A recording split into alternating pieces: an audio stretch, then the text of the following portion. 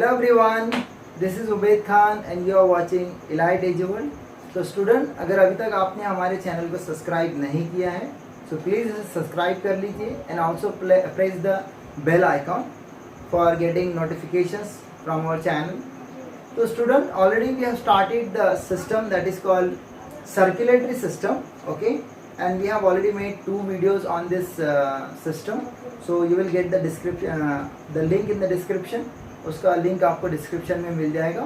So first please request all of you just watch that 2 videos and then you have to continue this 3rd video, okay. तो हमने जो past जो 2 videos हमने बनाए हैं, in that what we have discussed, in the videos we have discussed about what is circulatory system and why there is a need of this system. कि ये circulatory system क्यों होता है, उसका रीज़न हमारे बॉडी में क्या है, उसका एडवांटेज क्या है. तो basically it is needed for the transportation of the different substances in our body. हमारे बॉडी में जो डिफरेंट सब्सटेंसेस हैं उनका ही ट्रांसपोर्टेशन करता है सर्कुलेटरी सिस्टम.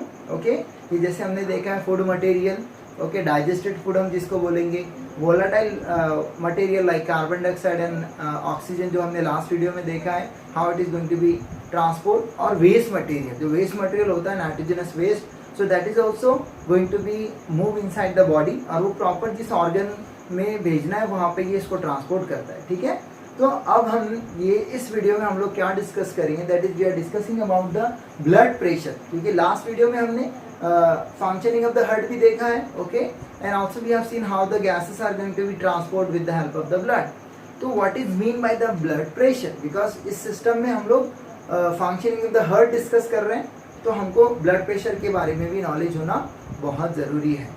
तो ब्लड प्रेशर का फर्स्ट ऑफ ऑल डेफिनेशन क्या है, ठीक है, शॉर्टकट में हम लोग बीपी बोलते हैं इसको, but the blood pressure is, इसका डेफिनेशन जैसे हम लोग बोलेंगे, a pressure exerted on arteries by blood, okay, a pressure exerted on arteries by blood, it is called blood pressure. arteries के ऊपर जब हमारा हार्ट का जो हमने स्ट्रक्चर देखा है already, that it is having upper 2 chambers and lower 2 chambers. Upper जो 2 चेम्बर्स होते हैं दैट इज कॉल्ड ऑरिकल्स और atriums which are receivers of the blood, वो ब्लड को रिसीव करते हैं. ठीक है, when they will transmit that blood into the ventricles, तो लोअर जो 2 चेम्बर्स होते हैं उनको बोलते हैं वेंट्रिकल्स. और ये वेंट्रिकल्स का फंक्शन क्या है, they are going to be contract and allow the blood to come out from the heart. तो ये प्रेशर से ब्लड को बाहर पुश अप करते हैं, बिकॉज जो हमारा राइट साइड है उससे जो ब्लड जाएगा वो deoxygenated blood it will have to send to the lungs, और जो लेफ्ट वेंट्रिकल से जो ब्लड बाहर निकलेगा that has to be send to the whole the body except the lungs for just transportation of the gases. तो इसको pressure से ये बाहर निकालेगा, क्योंकि सारे बॉडी को इसको रीच होना है तो इसमें प्रेशर ज़्यादा होता है. तो जो प्रेशर हमारा ब्लड एक्सर्ट करता है आर्टरीज के ऊपर while it is coming out from the heart, so that is called blood pressure. इसको हम बीपी बोलते हैं, ब्लड प्रेशर बोलते हैं. ठीक है, अब basically it is having 2 types. Blood pressure की डेफिनेशन के बाद हम लोग क्या डिस्कस कर रहे हैं कि बीपी के 2 टाइप्स होते हैं. Whenever we are checking the BP, so we are checking this 2 digits. हम यहाँ पे 2 डिजिट्स में यहाँ पे इसको चेक करते हैं. ठीक है, so one is called systolic and another is called diastolic. एक होता है सिस्टोलिक और दूसरा होगा डायस्टोलिक. सिस्टोलिक के मीनिंग क्या होगी, contraction of the ventricles is called systole. जो वेंट्रिकल्स हमारे हार्ट में है लोअर 2 चेम्बर्स, जब वो कॉन्ट्रैक्ट हो जाएंगे the blood is coming out by pressure, तो वो contraction of ventricles is called systole. उस कॉन्ट्रैक्शन ऑफ वेंट्रिकल्स को ही बोलते हैं सिस्टोल. तो जब प्रेशर क्रिएट हो रहा है on arteries by blood when the ventricles are getting contract, तो वो ज्यादा प्रेशर होगा एंड इसीलिए वो क्या बोल रहे हैं, that is the systolic BP, systolic blood pressure होगा. That is approximately 120 mm of Hg in adult human beings. Okay, दूसरा यहाँ पे है डायस्टोलिक बीपी. डायस्टोलिक के मीनिंग होता है रिलैक्सेशन ऑफ वेंट्रिकल्स, कि जब वेंट्रिकल्स रिलैक्स होंगे तो उसको बोलते हैं डायस्टोल. डायस्टोल की मीनिंग है रिलैक्सेशन. तो जब अब एक बार हमारे वेंट्रिकल्स कॉन्ट्रैक्ट होंगे then they will relax to receive one more batch of the blood. तो जब वो रिसीव कर रहा है तो रिलैक्स हो जाएगा, तो उसको बोलते हैं डायस्टोलिक बीपी. और जब वो रिलैक्स हो रहे हैं वेंट्रिकल्स, तो जो ब्लड प्रेशर हमारा आर्टरीज पे पड़ रहा है वो भी रिड्यूस हो जाएगा, वो भी लेस हो जाएगा, इसीलिए वो कम होगा, that is 80 mm of Hg. तो इस तरह से 2 ब्लड प्रेशर्स हम लोग को लिखना होता है when they are contracting, ventricles contract होते समय और वेंट्रिकल्स रिलैक्स होते समय हमारे आर्टरीज के ऊपर ब्लड कितना प्रेशर डाल रहा है. ओके, और ये mm of Hg हम इसको क्यों यूनिट लिख रहे हैं, that is millimetre or Hg, this is the sign for the mercury, because the device which we are using to measure the BP or blood pressure, that is sphygmomanometer.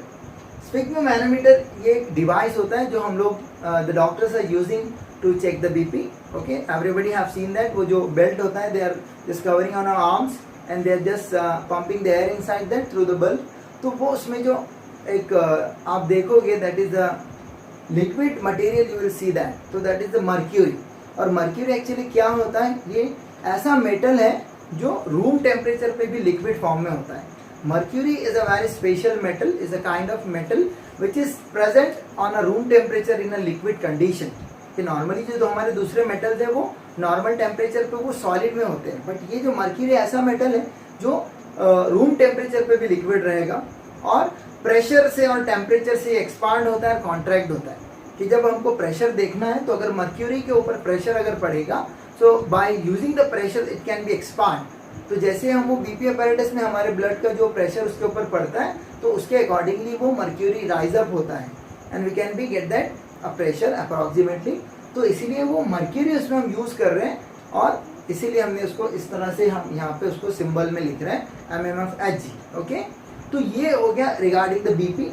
अब अगर किसी person का BP ज़्यादा हो रहा है, means the normal approximate range जो हम बोल रहे हैं, इससे अगर वो बहुत ज़्यादा हो जाता है तो that is called hyper tension. Hyper के मीनिंग क्या होते हैं, ज़्यादा हो जाना. ओके, तो ये hyper tension means the disease, it is called the disease because it is not a normal BP. Normal BP से बहुत ज़्यादा अगर हो रहा है तो ये दोनों भी रीडिंग्स अगर ज़्यादा जा रहे हैं बहुत ज़्यादा, तो इसको हम बोलेंगे हाइपर टेंशन. और अगर ये नॉर्मल से कम हो जाता है that is called hypotension. So both are the disorders. ये दोनों भी डिसऑर्डर्स हैं. नॉर्मल से ये ज़्यादा या कम हो जाएंगे तो this is related to the diseases that is hypertension and hypotension. Okay, तो ये आपको आपके जो सिलेबस के accordingly the BP, what is mean by the BP definition, उसके जो हम दो टाइप्स हम बोल रहे हैं. जब हम काउंट करेंगे बीपी तो how we can be check that, like systolic and diastolic BP. This is the time of the contraction of the ventricles and relaxation of the ventricles, that is systolic and diastolic BP. Okay, and approximately कितना होगा 120/80 mmFHg.